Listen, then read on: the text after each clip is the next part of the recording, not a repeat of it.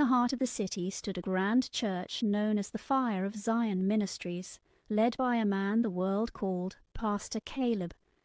With a deep thundering voice and a presence that could silence storms, Caleb was revered, even feared. Thousands flocked to his services every Sunday, all dressed in tailored black suits or skimpy garments adorned with wings, shimmering nails, and exaggerated makeup. They danced, chanted, and prayed, but not the Jesus they claimed. The atmosphere in the church was charged with power, but not the kind that comes from heaven. It was something else, dark, oppressive, unnatural, unseen by most, but very real. Behind the altar, Pastor Caleb hid a sinister truth. He had secretly initiated every member of his congregation into a deep, ancient witchcraft. Through strange rituals masked as deliverance services, he had bound their souls. They worshipped not the Christ of light, but the God of deception. Whenever a new visitor, someone filled with God's true light, stepped foot into the church, Caleb's eyes would glow subtly red. Arrows, spiritual and invisible, would shoot from his gaze, stirring the army of witches among the pews to begin a silent assault on the unsuspecting soul.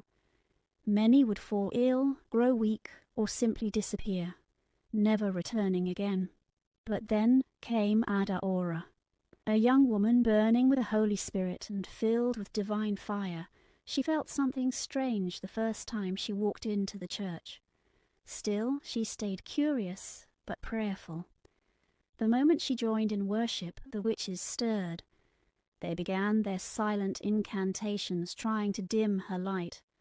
But Adaora prayed in tongues, mysterious flaming tongues wrapped around her like a shield. The air crackled with heaven's power. The witches began to scream, "Stop that language!" Their faces twisted in agony, their eyes wide with fear.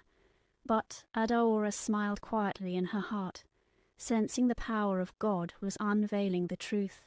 That night, as she lay in her bed, a voice thundered into her dreams, calm yet fierce. "Leave that place. It is not my house. They do not serve me. They serve darkness clothed in light. All who are there have been enchanted. But the day of my judgment draws near.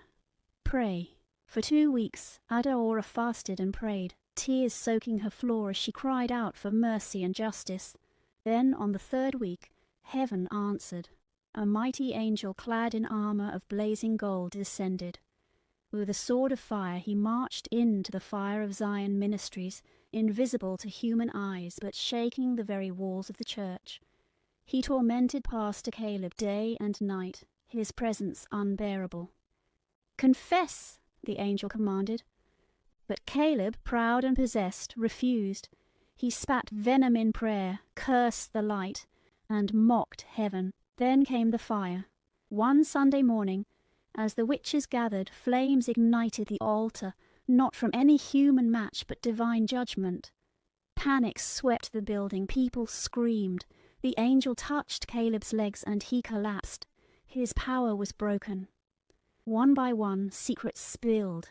Caleb, now weakened, confessed to a small group the enchantments, the rituals, the deception. He begged for mercy, but it was too late. Within days he died, his body frail and soul tormented. The Fire of Zion Ministries was reduced to ashes, and from the ashes a warning rises. Beware the church that wears darkness as glory. Beware the preacher that preaches power without holiness. For not all that shines is of the light. The days are evil. Stay awake.